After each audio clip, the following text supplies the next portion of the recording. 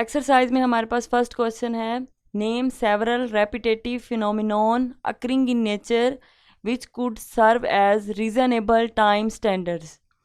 यानी कि ऐसे नेचुरली अकरिंग कुदरती होने वाले फिनोमिनॉन प्रोसेसेस के नाम बताएं जो कि अपने आप को रिपीट भी करते हों और वो as a reasonable time standard भी इस्तेमाल हो सकते हों। तो उसके लिए सबसे पहले हम देखते हैं रेपिटेटिव फिनोमिना क्या है। Repetitive phenomenon, the phenomenon that repeats itself after a specific interval of time. अब जैसे कि उसके नाम से ही जाहिर हो रहा है, रेपिटेटिव यानी कि ऐसा फिनोमिना जो अपने आप को रिपीट करे after a specific interval of time, एक ख़ास वक्त, एक ख़ास टाइम के बाद अपने आप को रिपीट करे। तो ये हो गया हमारे पास रेपिटेटिव फिनोमिनॉन। उसके बाद नेक्स्ट जो टर्म है जिसको अंडरस्टैंड करना ज़रूरी है वो है टाइम स्टैंडर्ड। तो टाइम स्टैंडर्ड को देखते हैं कि टाइम स्टैंडर्ड क्या होता है।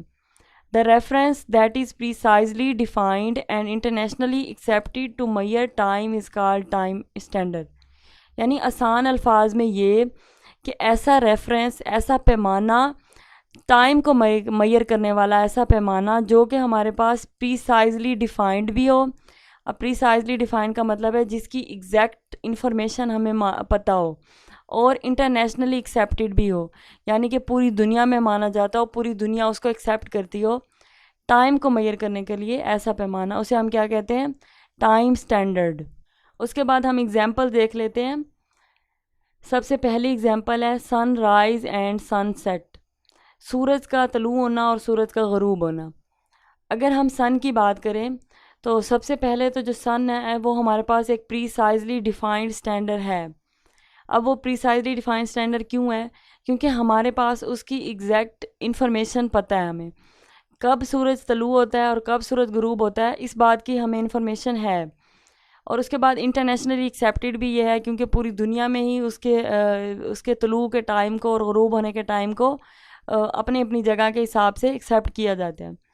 और अगर हम रेपिटेटिव फिनोमिना की बात करें तो ये एक रेपिटेटिव फिनोमिना भी है क्योंकि सूरज जो है वो रोज़ाना तलू होता है, रोज़ाना ग़रूब होता है, हर रोज़ वो ये प्रोसेस रिपीट करता है। तो इसका मतलब है कि ये एक रेपिटेटिव फिनोमिना भी है।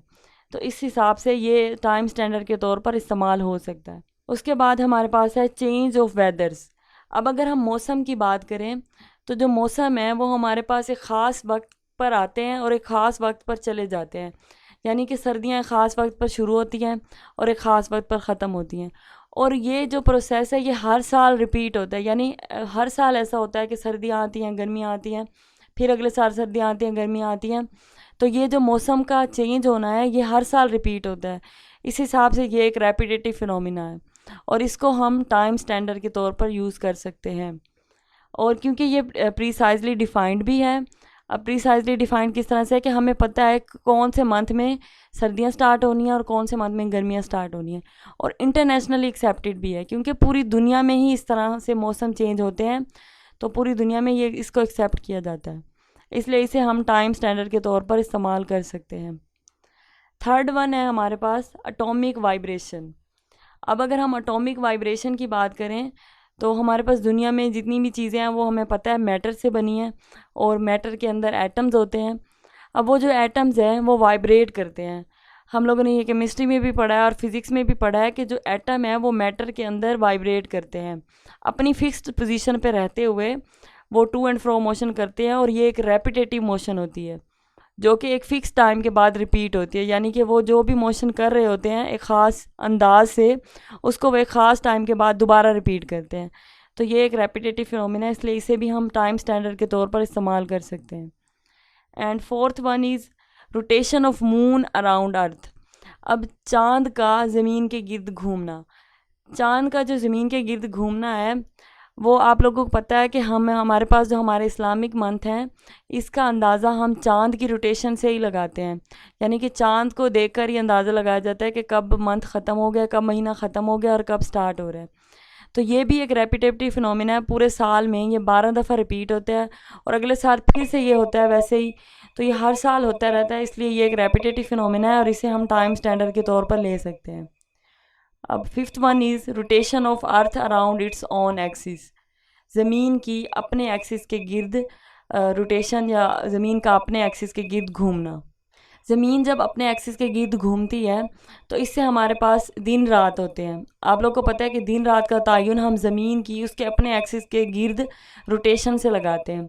तो ये भी जो फिनोमिना है ये भी अपने आप को एक स्पेसिफिक टाइम के बाद रिपीट करता है, यानी कि हर रोज़ सुबह होती है, फिर रात होती है, फिर अगले दिन उसी तरह से सुबह होती है, रात होती है, यानी कि ये प्रोसेस भी रिपीट होता रहता है। तो ये एक हमारे पास रेपिटेटिव फिनोमिनॉन है और इसे हम टाइम स्टैंडर्ड के तौर पर इस्तेमाल कर सकते हैं।